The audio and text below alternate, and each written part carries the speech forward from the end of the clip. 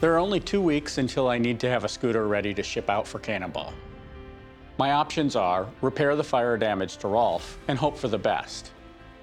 I really don't think I have enough time to make and test a reliable enough scooter for Cannonball. Option number 2, ride Butter, my 2018 Cannonball scooter. To be honest, Butter has about 70,000 miles on him now, and I don't think he's up to the task without just as large of a rebuild as I did on Rolf.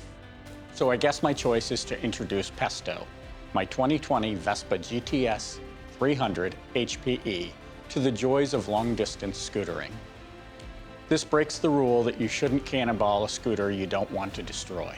In the next 2 weeks, I need to install Motoshippers suspension, brakes, and transmission to keep myself eligible for the Motoshippers gas program. I will install a front and rear rack and do some rider fit fine-tuning for long-distance riding.